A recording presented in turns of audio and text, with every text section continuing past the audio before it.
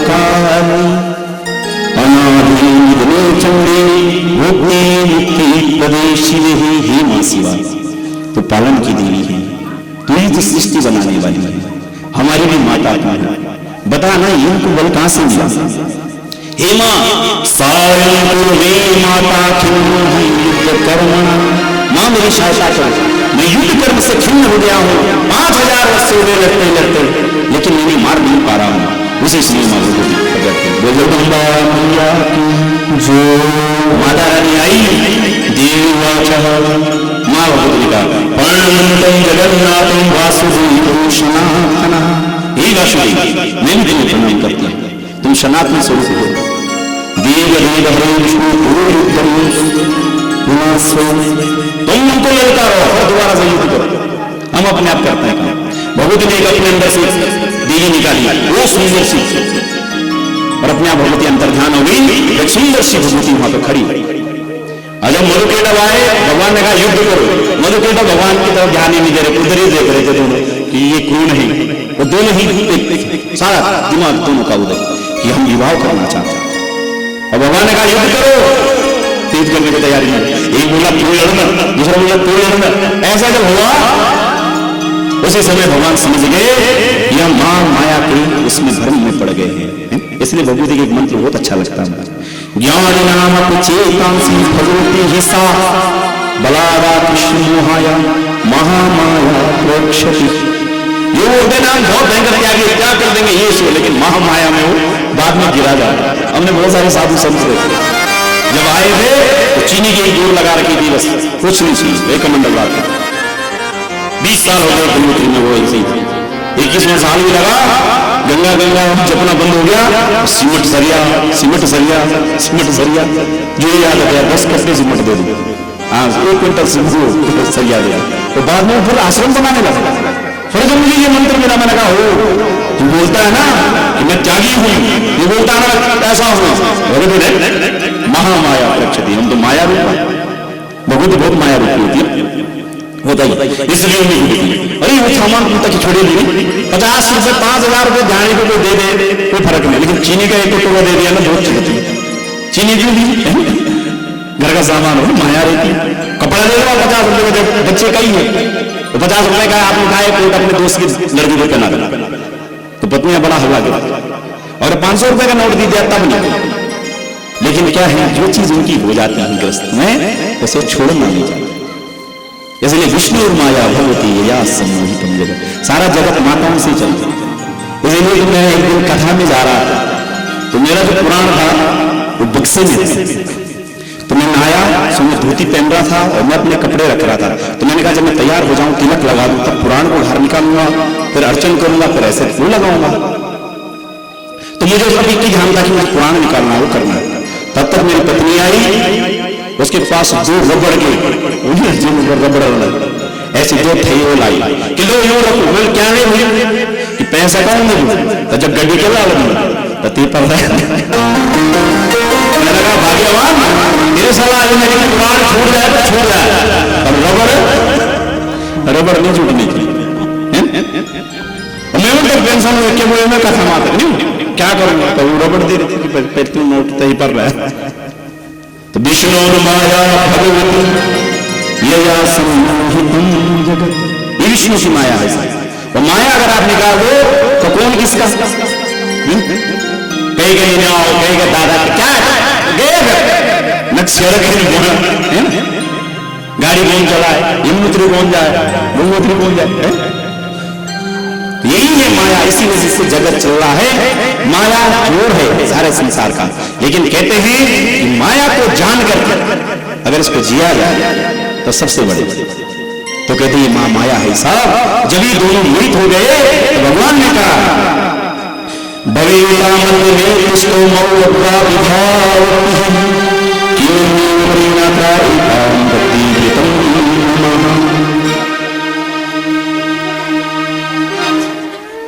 कहने लगे, भगवान विष्णु ने कहा सुनो, अगर तुम हमारे साथ लड़ाई नहीं करना चाहते हो तो हम तुमसे प्रसन्न हुए, 5000 वर्ष तक तुमने मेरे साथ युद्ध किया, मांगो क्या वरदान चाहते हो। अब उन दोनों को लगा कि अब इस स्त्री के सामने हम छोटे बन जाएंगे, वरदान देने वाला ये हो जाएगा तो श्रेष्ठ हो जाएगा। दोनों भाई बोले अरे हमें कौन तुम वरदान देने वाले हो, तो अरे हम तुम्हें वरदान देते हैं, जो चाहो मांग लो। दोनों भाई निकले। तो भगवान ने कहा हमारा अगर तुम वरदान देना ही चाहते हो तो हम यही चाहते कि तुम दोनों ने मेरे हाथ से मर जाओ। उन्होंने दोनों ने माथा पकड़ दिया, भैया गलती कर, परंतु ये तपी थे, इन्होंने कहा जुबान दे दी तो दे दी, हम अवश्य। पर एक बात है, और दोनों सोचने लगे कि अंतिम इच्छा हमारी पूरी कर दो। भगवान ने कहा बोलो अंतिम इच्छा क्या है? कहा कि सारे जगह जल ही जल है, लेकिन हमें ऐसी जगह मारो जहां पृथ्वी। भगवान नारायण ने कहा ये कोई बड़ी बात थोड़ी, और विराट रूप बनाया भगवान कृत्वा तथे कृत्वा भगवतं संग चक्र गदागता कृत्वा चक्रेण वीक्षति जगने श्री श्री। भगवान अपने जंगलों का इतना विस्तार कर दिया और सुदर्शन चक्र हाथ पर ले लिया है जन्मेजय, और मधु के जब को एक एक खिल्ली पकड़ी, अब नहीं जंगा पर रखा और उन्हें एक एक करते दोनों को मार। और जब मारा तो उनके अंदर जो चर्बी थी ना, वो चर्बी समुद्र में गई, वही जब जमी है उसी से पृथ्वी का निर्माण हुआ। इसलिए पृथ्वी का एक नाम हुआ मेदई। और मिट्टी खाना अशुद्ध हो गया, इसलिए मिट्टी नहीं खानी चाहिए। बहुत माता लोग मिट्टी खाते हैं, तो कोई बात नहीं, एक दो मिट्टी है उसमें जो ठीक है, साफ मिट्टी होती है, तो आप वही वाली खाते होंगे जो सही होगी ना। इसलिए भगवान ने जब ब्रह्म घाट में थे ना कृष्ण भगवान, तो उन्होंने खाया। अब पकड़ा बलराम ने, चल कर रहा माँ को बताता, ने कहा भैया मत बोलना ना, मत बोलना। तो उन्होंने भी मिट्टी खाई कृष्ण, ठीक। तो मेदनी का ही याद है। भगवान आरती होती तो हम कहते मधु के ये सब मारे कैसे? भगवती की कृपा से मारे गए थे, मारे भगवान विष्णु नहीं। ये इस प्रकार से मधु के तब का चरित्र भगवान ने कहा। आए माँ भगवती का एक भजन करते हुए फिर आगे की कथा।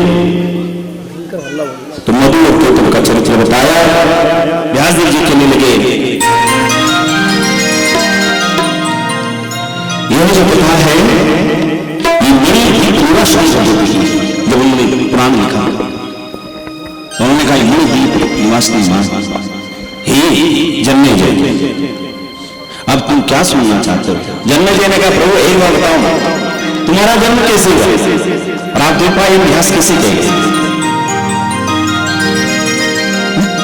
यहाँ 88,000 ऋषि सूर्य जी से पूछते हैं व्यासदेव जी का जन्म बताओ, तो जन्म की कथा बता कि किस दिन से जन्म और जिस दिन महाश्री ने हमारे 18 पुराण लिखे हैं वो कैसे पैदा हुए उनकी कथा श्रवण करो। कहा कि एक राजा हुआ करता था, उसका नाम था उपरिचर। ये वसु नाम से इसका नाम बड़ा फेमस हो उसका। इंद्र एक दिन प्रसन्न हुए और कहा है वसु हम तुम्हें एक विमान देते हैं। इसने वो विमान लाया और इस विमान पर घूमते रहता। इनकी पत्नी का नाम था गिरिका। गिरिका ने कहा अपनी पति से प्रभु इस बार ग्रह बहुत अच्छी हुई, मुझे ब्राह्मणों ने भी बताया, मैं ही चाहती हूं कि मैं इस बार पुत्र प्राप्त करूं, तो मैं जब ऋतु धर्म में होंगी आप ऋतु दान करते हुए मेरे साथ संयम करेंगे। राजा ने वसु ने कहा उनके साथ समय तय है। वो कोई घूमते ही थे। जिस समय उसे आया ध्यान करे मेरी पत्नी ने कहा मुझे घर जाना है, उसी समय आकाशवाणी पितरों ने कहा हे वसु हम यह चाहते हैं कि आप जंगल में जाकर के हमारे दिव्य औषधि ले आओ। वसु ने प्रणाम किया, हे पितृ देवताओं अगर आपकी आज्ञा है तो मैं पहले आपका काम करूं। और चला और जंगल में जब वो गया तो उसे ध्यान आया अरे मुझे घर भी तो जाना। तो उसके पास एक बाज के पास उसने मंत्रों द्वारा अपने शुक्र को निकाला और एक पिटक में बंद कर दिया और बाज से कहा कि उसे घर ले जाओ, मेरी पत्नी जो है गर्भाधान इससे करेगी। और बाज के पास दिया और बाज जब चल रहा था तो यमुना के किनारे जैसे ऊपर उड़ रहा था वहां दूसरा बाज आया, दोनों में लड़ाई हुई, टुटक गया और यमुना जी में बहने लगी। उसी समय एक मछली बाहर आई, मछली वो टुटक घुल दिया और अंदर प्रवेश कर दिया, लेकिन वह अभिमंत्रित था वो किसी ने नहीं जाता, उसके मनुष्य ही होंगे।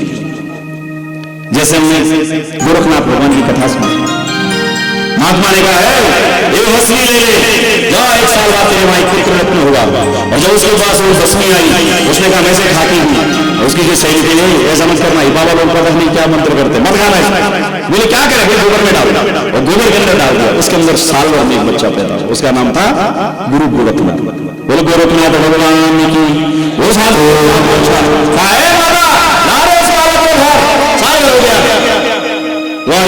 महाराज बालक बोले भस्मी दीदी कहाँ है?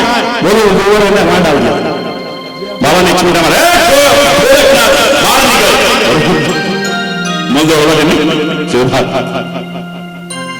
तो ऐसे ही वो बबू बन गया और जो मछली ने खाया उसके पेट में रहा। एक बार उस मछली को जब कांटे से किसी ने बाहर निकाल दिया और जब उसने उसको फाड़ा उसके पेट को तो 2 बच्चे थे। एक का नाम हुआ निशाद, एक बालिका, उसका नाम मत्स्य बन। निशाद को उठाकर राजा को दे दिया।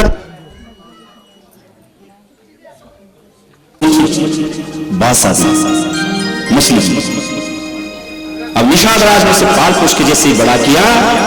गंगानी है ना यहाँ बटवाड़ी का वहां पाराशर ऋषि रहते, उन्होंने गंगा जल लिया। राजा को मिलने के लिए यहाँ से निकल गए। यमुना किनारे जैसे वो खड़े हुए उस समय निशाद जो है जो नाविक था वो खाना खा रहा। निशाद ने देखा ये तो पराशर जी आ गए हैं उत्तराखंड धाम से, मैं इन्हें पार करवाता हूँ। कहा बेटी मुझे हाथ धोने के लिए पानी दे रहे, मैं बस भोजन छोड़ता हूँ। कन्या ने मना कर दिया, पिताश्री ऐसा नहीं करते। बोले क्यों? ओम स्वतम विहाय भूतपति सहस्त्रम स्नानमाचरेत् लक्षण विहाय दातव्यं तूतित्यक्त्वा हरिं भजे। पिताजी 100 काम कितने जरूरी हो जाए हैं और खाना खाना जरूरी है। अगर खाना खाओ तब जा सकते। अगर आपके खाना खाने का समय हो, शौच कर रहे हो, छोड़ देना। और अगर स्नान का हो तो 1000 काम हो छोड़ दो, पहले स्नान ही करो। लक्ष्य छोड़ करके अगर दान का टाइम मिलता है तो अब दान होने तक हो, नहीं तक दान पर हाथ ना, तो लाख काम होना छोड़ दो पर वहां दान पर हाथ जरूर और कोटि कृत्या हरि नहीं। और जब भगवान का भजन का कहीं चल रहे हो करोड़ों काम वो छोड़ देना, क्योंकि भजन करने ही आएगा। तो क्या करना चाहिए? भजन करना चाहिए। इसलिए नारद जी लगे भजबुल नारायण नारायण नारायण शिव नारायण नारायण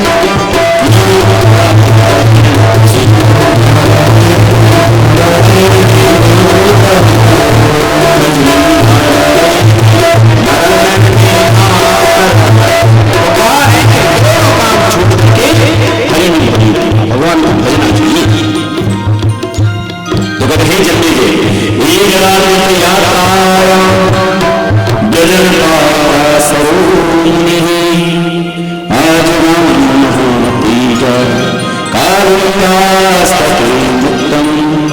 वो हिमालय का दिव्य ऋषि आया और कालिंदी के तट पर खड़ा है, इंतजार कर रहा है, धूप लगी हुई है, तो सोच रहा है कि मेरे यमुना से ये निषाद पार करेगा। निषाद भोजन कर रहा है, लेकिन इनकी बेटी कहती है कि अभी नहीं, तुम भोजन करो पिताश्री। निषाद ने कहा ऋषि खड़ा रहेगा ये ठीक नहीं लगता। बोले पिताश्री नाव से मैं उन्हें पार करवा देता हूं। तो बालिका आई, उसने ऋषि को प्रणाम किया और उस पर बैठ करके पानी और ले जाने लगे पानी। और जैसे ही वो नाव चलने लगी, बीच में जैसे यमुना के पास पहुंचे, वैसे ऋषि का ध्यान लग गया और कहा हे बालिके, तेरे भाग्य में मुझे लगता है कहीं विष्णु का अंश उत्पन्न होगा। उसने काम करूं कैसे विष्णु का अंश, मैं तो कन्या हूं, मेरे को संतान हो जाएगा तो क्या कहेंगे, अभी शादी भी नहीं। बोले जा तेरा कन्या व्रत रहेगा। और उसने जो है मंत्रों द्वारा शक्ति स्थापन कर दिया और उसका एक गर्भ रहा और द्वैपायन। और कालांतर में दोनों तरफ से नदी बह रही थी और वो जब तट पर खेल रही थी, छोटी सी बालिका उसी समय वो खड़ी थी, भगवान व्यासदेव जी का जन्म हुआ। बोलिए व्यासदेव भगवान की। द्वैपायन यानी दीप में जिसका जन्म हुआ, ऐसा व्यास जी है जिनका नाम द्वैपायन। और ये जैसे पैदा हुए ऐसे थे। अक्सर क्या होता है मनुष्य से ही ज्यादा कमजोर है। अमरने में आओ कम से कम 2.5-3 साल लगते हैं और समाधि से नहीं छोटे को पता ही नहीं बताया क्या कैसे रहते। रोए दिल छोड़ा शाखा जन्म स्मृति, भूख लगी तो रो गया, माँ चली गई, नहीं रोया तो माँ को नहीं पता ही दूध पिएगा नहीं पिएगा। हमें बहुत टाइम लगता है, ठीक नहीं बचना होता है, पैदा चाहती है माँ, उसके बाद खड़ा हो जाता है बूढ़ा हुआ। लेकिन हमारे बच्चे को चलते चलते 4-5 साल का, लेकिन यहाँ देव बच्चे हैं साहब। ये जब पैदा हुए तो सीधे माँ को प्रणाम किया, माँ पालन पोषण में लिखा और कहा हे माँ बस आपसे मेरा जन्म, मैं हिमालय चला जाता है। और वहां से निकल के हिमालय आ गए, हिमालय में दिव्य औषधियों को खाया और वहीं रहकर पुष्ट हुए। इसीलिए कहते हैं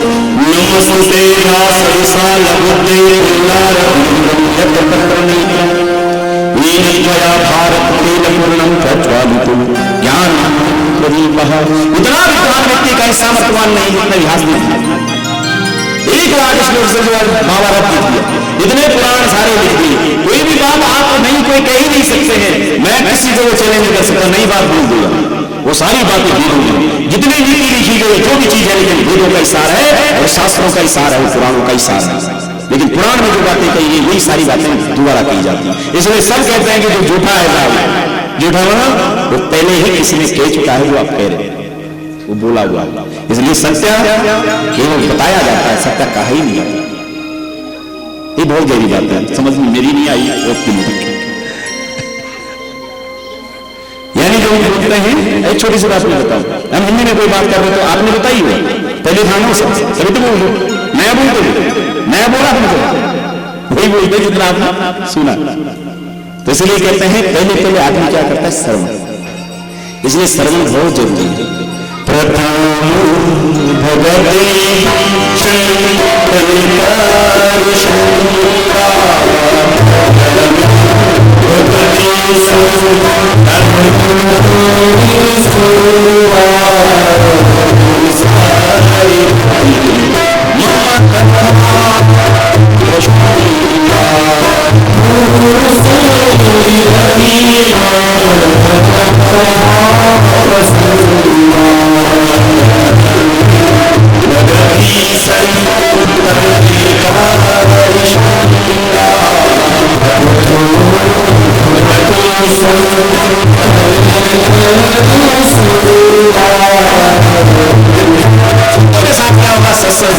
इसीलिए ये सत्संग अगर किसी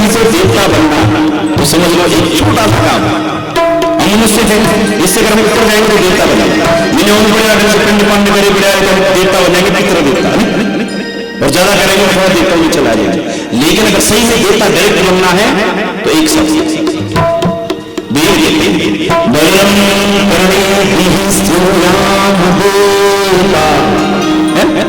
यानी अगर अच्छी चीज जो सुनता है, अच्छी चीजों को जो याद रखता है, उससे कुछ करने की जरूरत नहीं होती, लेकिन सुनना पड़ता। इसलिए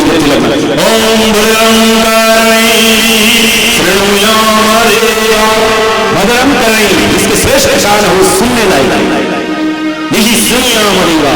और अगर वो भद्र पुरुषों को सुनता है वो देवता बनेगा। इसलिए कहा है कथा मम कथा, मेरी कथा सुनता है, श्रवण करता है, वो वहीं तक पहुंचता है। इसलिए हनुमान जी सबसे प्रिय है, क्यों कथा सुनते हैं। इसलिए जब साक्षात धाम जा रहे थे, हनुमान जी ने मना किया, नहीं आता भगवान का रे तो हमारा शिष्य और हमारे साथ नहीं चल रहा। बोले प्रभु वहां कथा होती नहीं तो नहीं आता। अरे हमको है ना। हनुमान जी कहते हैं जास बोले आधार वशेषी राम सरचाप, प्रभु मैंने हुआ ना, दिखाया था आपको ना सीता माता, तुम तो मेरे अंदर बैठे हुए, तुम नित्य हो, लेकिन कथा जब नहीं हुआ तो मैं भी नहीं आता, मैं पृथ्वी पर ही रहूंगा। और हनुमान जी पृथ्वी पर है, और जब भी कोई कथा करता है पहले कौन क्या लगाता है, झंडी। पहले हनुमान आता है और लास्ट में हनुमान आता है, लास्ट में झंडी। तो कोई कथा का रसूल क्या है तो कौन है, आंजनेय हनुमान। जय हनुमान संत हितकार, सोई जो प्रभु अरजी, अष्ट सिद्धि नवनीत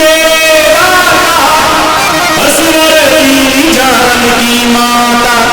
ऐसा वरदान मां सीता ने दिया, हे हनुमान मैं आज इतनी खुश हूं, मैंने अगर किसी को अष्ट सिद्धियां प्रदान की हो, लेकिन की है, लेकिन मुझे ऐसा प्रदान देती हूं तो किसी और को भी अष्ट सिद्धि दे पाए। जिस गरीब खुश होगा तू दे दूंगा, अब मुझे पूछने की जरूरत नहीं, आने में पता चल जाता है।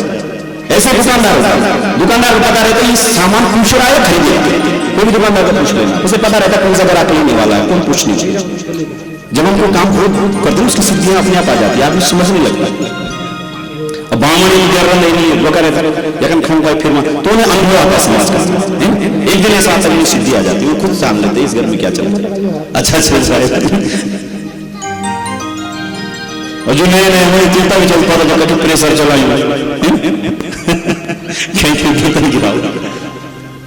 कोई चिल्ला रहा, हमें ऐसा मोन मोनू दोनों बता देगा मैं ठीक नहीं चल रहा तो क्या होता धीरे धीरे अनुभव आता। तो ऐसे जब भगवान की कथा सुनते हैं ना तो हम देवताओं के साथ आना प्रारंभ होता है, और फिर जब हम देवताओं के पास चले जाते हैं उनका स्पर्श मिलता है, शक्तियां बढ़ती है और अनुमान होना प्रारंभ हो जाता है। इसको बिल्कुल बड़े सिद्ध हो गए, सिद्ध होगा तो देवताओं के साथ रहे तो सीख तो कह रहे सुखदेव पड़े अष्टभजन कर दो, अष्टभजन की होती है, भूत नहीं पूजनी चाहिए। देवी जा पुत्र भगवान गीता में अर्जुन जो देवताओं को पूछता है देवता को प्राप्त होता है, पितृ जो पितरों को पूछता है पितरों को प्राप्त होता है। भूते जो भूतों का पूछ भूति मानो तो भूत पूछना ही कभी नहीं पूछना, अपने इष्ट को बलशाली करता बोला प्रभु तो बेचारा हम तुझे दे रहे हैं, तुम बोला हम नहीं बताते, हमें एक आशीष स्वास्थ्य करता ठीक है। अब रोड बनाए और या भाई तक दो बुतल ठीक।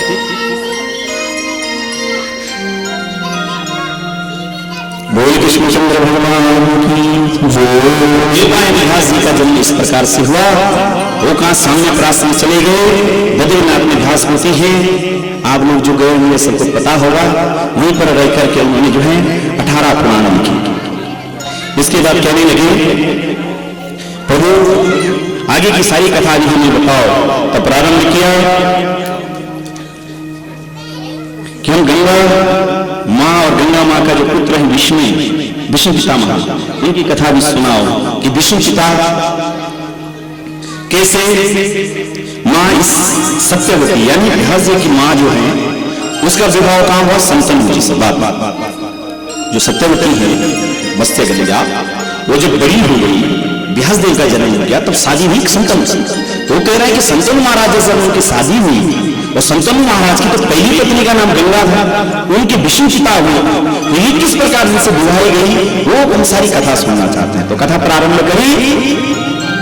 तो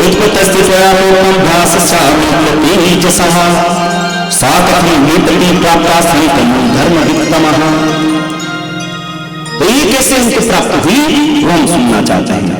तो सूत जी कहते हैं 88,000 ऋषि इच्छा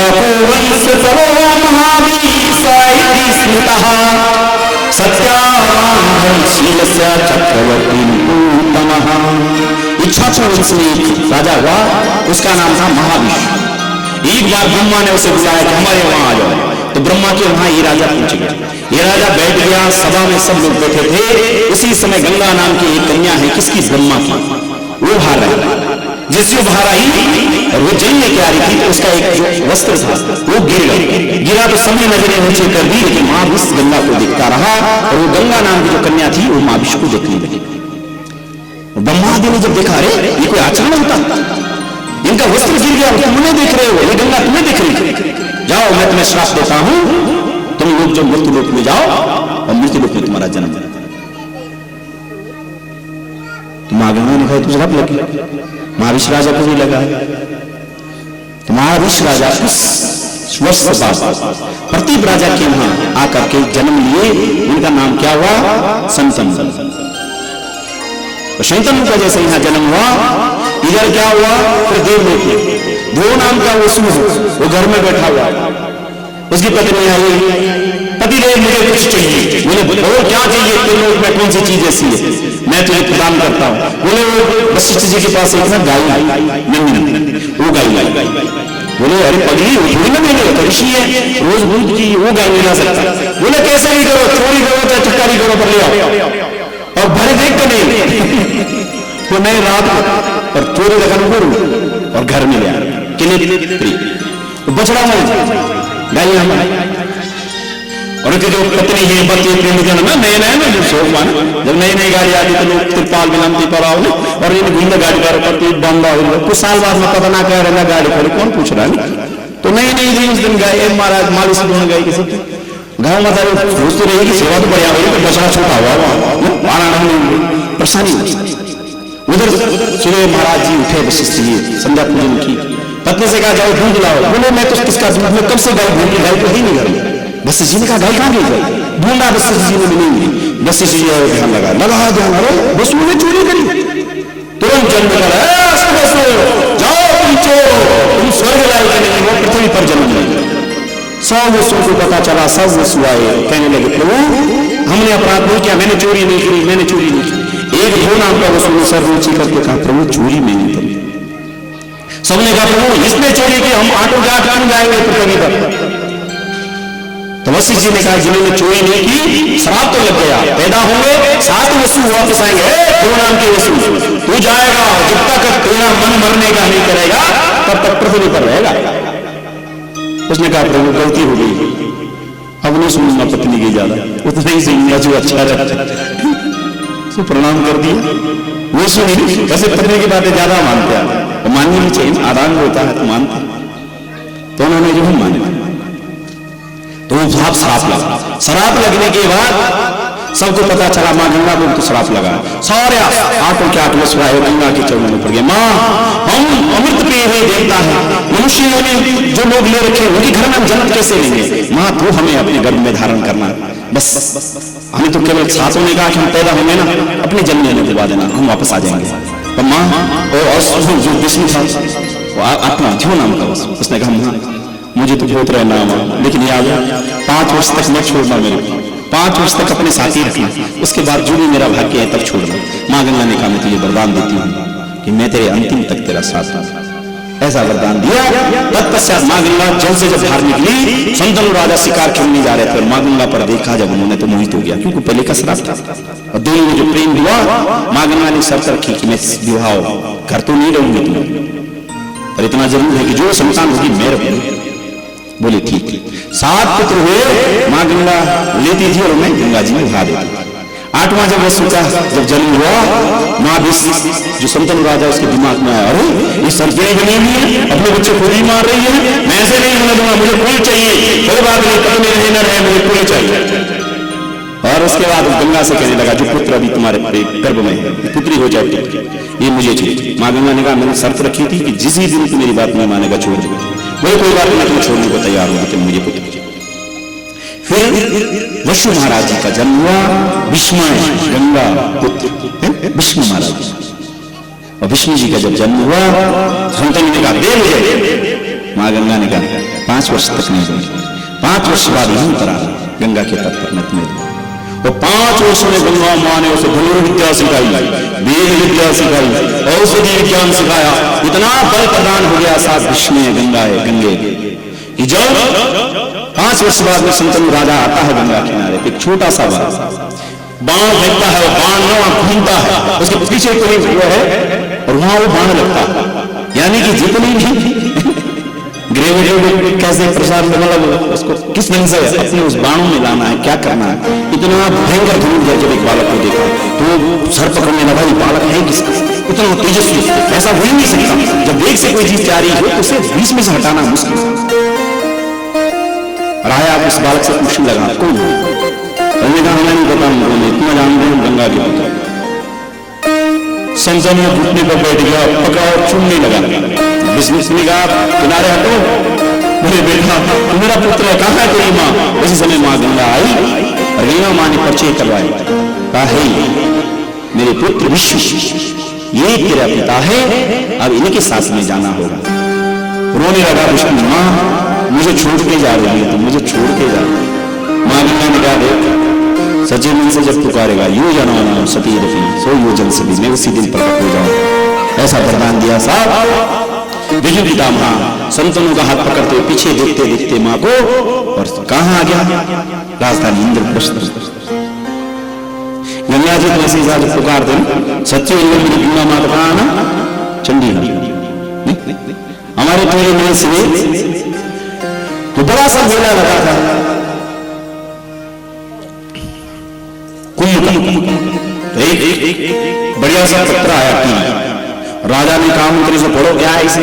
बोले महाराज ये लिखते हैं कि जो टीवी नरेश सिंह गढ़वाल के राजा आपको जो है बड़े स्वागत के साथ हरिद्वार में बुलाया जाता है, वहां सारे राजा लोग आ रहे हैं, सब गंगा स्नान करेंगे, तो आप भी पूछो। तो राजा बड़ा खुश हुआ। राजा ने बारे इतने धनाटे लोग, गढ़वाल के राजा गरीब थे, हम फूफे गरीब, तो हमारा राजा ने क्या उनको सेठ नहीं कर देंगे तभी तो होगा। तो यहाँ गरीबी थी तो राजा भी ऐसी गरीबी था। तो राजा ने कहा तुम्हें बड़े बड़े लोग मुझे बुला रहे हैं, तो एक बड़ा ऐसा ड्रेस भी सिलाया, प्रेस परेश करवाई इसमें, तो कोई लोग प्रेस में और बढ़िया नगर में कपड़े पहने नरेंद्र नगर में नाश्ता किया। हरिद्वार शाम को जब पहुंचे तो राजा एकदम चल रहा था कि अब मेरे को स्वागत होगा, किसी ने पूछा ही नहीं, वहां इतने बड़े बड़े राजा कौन पूछता, जो किसी ने पूछा ही नहीं। तो राजा ने खुद ही पूछा, टीवी नरेश मेरी व्यवस्था कहाँ है? तो उन्होंने कहा हाँ आओ महाराज पता करा मारेगा चंडीगढ़ जाओ पाप। राजा ने कहा इतनी दूर, हम तो सोच रहे इतना स्वागत होगा, पूछ ही नहीं। राजा गंगा के किनारे गंगा का स्मरण दिया, रोने लगे, माँ मेरे यहाँ गढ़वाल में इतने बड़े बड़े बावन जय जय बदली टोला में इतने सुमट लोग हैं, इतने बलशाली लोग हैं, लेकिन मैंने किसी का आक्रमण नहीं किया, किसी के धन नहीं छीना, मैंने गलत काम नहीं किया। और अगर मैं करता तो गढ़वाल की सेना इतनी खतरनाक, भारत में देखो ना गढ़वाल लगभग कितना भयंकर नाम हमारा, नहीं सबसे ज्यादा गढ़वाल का विश्वास है। वैसे सभी सैनिकों के पर जो सीमांत क्षेत्र है सबसे ज्यादा काम हम करते हैं, क्योंकि बर्फ में बचपन से ही हमें सब खेल पता है, कैसे हिमालय पर चला जाता है, कैसे पहाड़ों से उतरा जाता है, नहीं जहाँ कठिन घात हुआ। तो कहने लगे मेरे पास इतना सैनिक और मैंने इसका मतलब धन बड़ा है, और मेरे बोलना बदली ढूंढने वाले लोग साथ चारों धाम मेरे उसमें आते हैं, और मुझे कोई सम्मान नहीं, सम्मान। तो माँ अगर धन बड़ा है और धन वालों की तू है तो मैं कल उस केंद्र से उठकर घर चला जाऊंगा टीवी, और अगर मैं तेरा हूं और तू मेरी है तो सच्ची होगी तो चंडी घाट आना, पहला स्नान नहीं कर। राजा निकला अपने टेंट में, न खाना खाया न कुछ, मंत्री ने पूछा महाराज भोजन आया है, इशारा किया बाहर निकल जाओ। राजा लेके सो गया। रात्रि को एक कन्या सपने में आई, उत्फुल्लामलपुल्लरीकबलं कृष्णै सर्वध्यात्मिका वीरेशां भयपूर्यजं विगततिं श्वेतांबरां कृति। एक भाई सफेद कपड़ों में, उसके हाथ में कलश। उन्होंने कहा ये राजा ना आएगा। राजा ने कहा वो जल डाल दिया। सपना देखा, राजा पर जल पड़ता है। जल जब नीचे नीचे उतरने लगा तो जब वो जल नीचे पड़ रहा था तो जल की आवाज आ रही। राजा ने सपना देखते ही जब नींद खुली तो राजा ने देखा कि तो आवाज अभी भी आ रही है, वो बालिका कहीं चली। और जब रजाई हटाई तो गंगा का जल उसकी जो चारपाई थी उसके नीचे से बह रहा था। राजा आदमी लगा और कहा मां तुझ जैसा कोई नहीं है।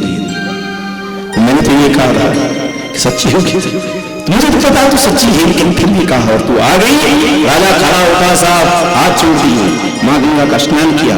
सब राजाओं को पता चला जब सुबह वहां गए तो वहां कुछ भी नहीं, बजरी थी। तलबलता में नहीं खेलते थे बचपन में, ऐसा होता था। उन्होंने कहा गंगा कहां गई? सबने कहा भाई टीवी में इसके वहां चली। सबने लाइन लगाई और जो हमारे राजा थे उनके दर्शन किए और राजा को इतना मान सम्मान दिया गया। और राजा ने कहा मां तेरा जैसे कोई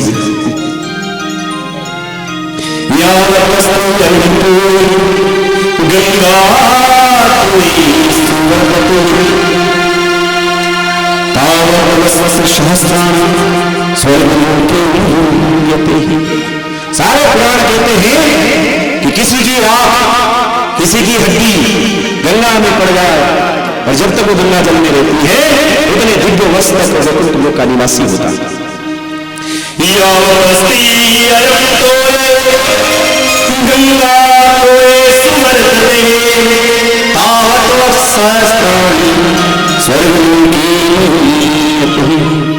मां गंगा को सही से मानता, जो उसके गुणों को जानता है साहब उसे ये फल जरूर मिलता।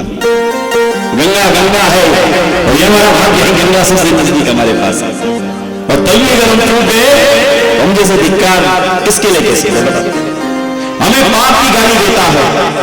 यदा यदा हि नराः जाह्नवी रुदन्ति पापानि विहुन्ति चापै हा हा कृतगणानितरानिराधम सुमत्पन्ना विहुन्ति दत्तः। जब हम गंगा की तरफ जाता है, गंगा जी का स्नान हमें करना है तो पाप रोकते हैं। अरे पागल आदमी, पहले है तूने हमें उत्पन्न किया, अब हमें मारने जा रहा है, तो गंगा की तरफ क्यों जा रहा है? हम मर जाएंगे, हम मर जाएंगे। ये गंगा की नहीं है। दिश्वा जन्म सतम पापम दिव्या जन्म सता विष्णुत्वा जन्म शास्त्राणि अंतिमंगा कवि। इस कलयुग में कहा गंगा का अगर कोई दर्शन करता रहे तो 100 जन्म के पाप को खत्म कर जाता है। अगर वो पी ले 200 जन्म के पाप खत्म होते हैं, अगर स्नान कर ले 1000 जन्म के पाप खत्म हो जाते हैं। ऐसा और गंगा में जब कोई व्यक्ति जाता है उसमें 3 शक्तियां आती हैं। जैसे गंगा की तरफ जाते हैं वहां लोग ठीक से नहीं जाते, एक सर गंगा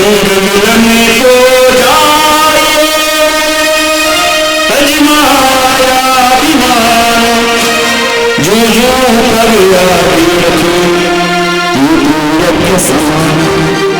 अगर वो अपने अभिमान को त्याग कर जाता है,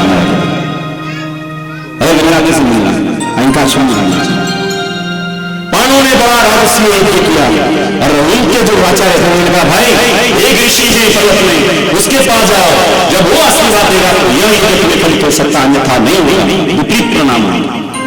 5 भाई पांडव चले गए, प्रणाम किया प्रभु बोलो क्या चाहते हो, हमें आशीर्वाद चाहिए। ऋषि ने कहा क्या किया है तुमने? बोले हमने बड़ा यज्ञ किया। बोले उसे देगा तुमने मुझे दे दो।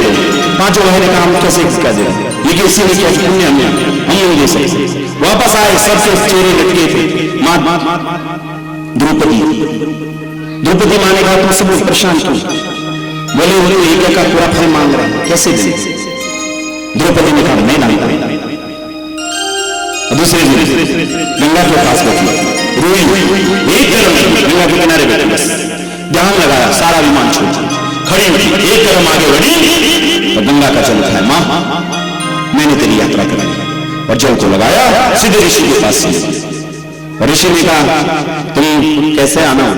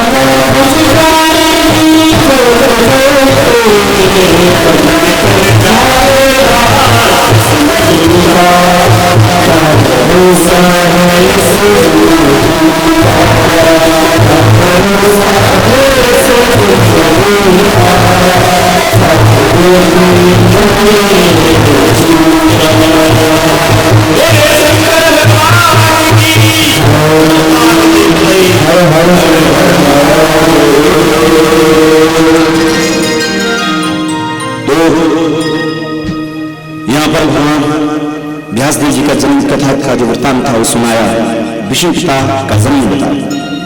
तब कहने लगे कि आगे की कथा बताओ। तो कहते हैं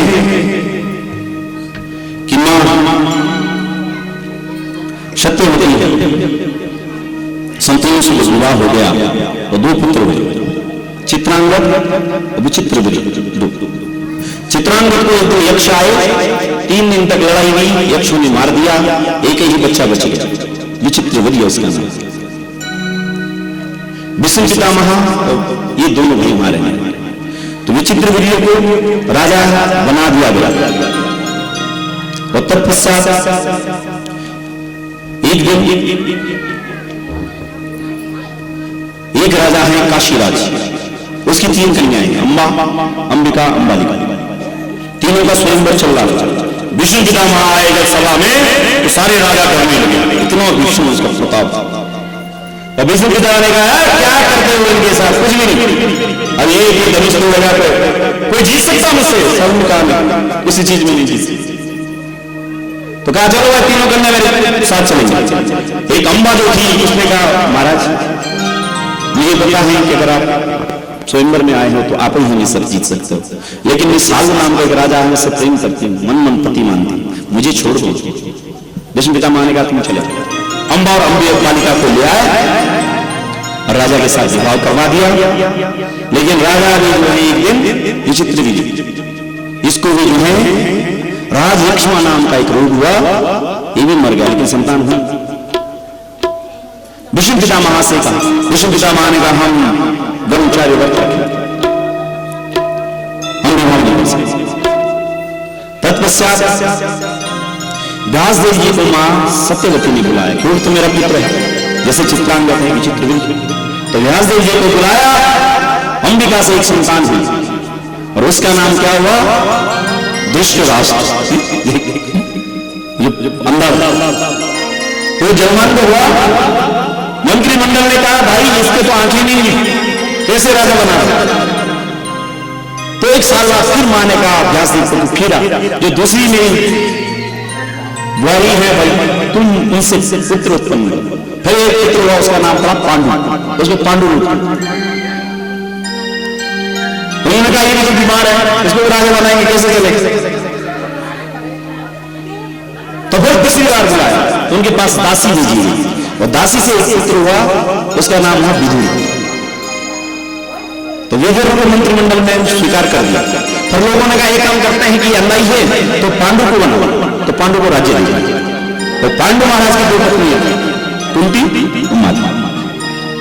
एक दिन शिकार खेलने गए, पशु का श्राप लगा, ऋषि भी थे पशु के रूप में, तो संतान उत्पन्न कर नहीं सकते, तो भजन करने चले गए और धृतराष्ट्र को राजा बना। 5 पांडव देवताओं की संतान हुई, जो परसों कथा सुनी। और ये सारे कहां पहुंच गए? हस्तिनापुर। अब हस्तिनापुर में वो लोग रहे। उसके बाद कौरव और पांडवों में एक भीषण युद्ध हुआ, और अंतिम युद्ध भीम और दुर्योधन के बीच हुआ। और इस अंतिम युद्ध में दुर्योधन मारा गया।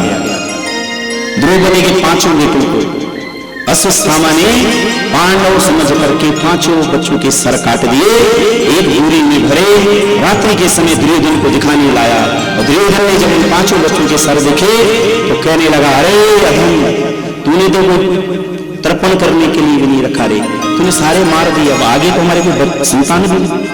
इसी दुख के कारण दुर्योधन मर गया। अश्वत्थामा भाग गया, जैसे तैसे पकड़ा गया, उसकी मणि निकाल दी, उसका देश निकाला कर दिया। और 5 बेटों की जो शरीर वो घर में है, और आज द्रौपदी मां रुदन कर रही थी।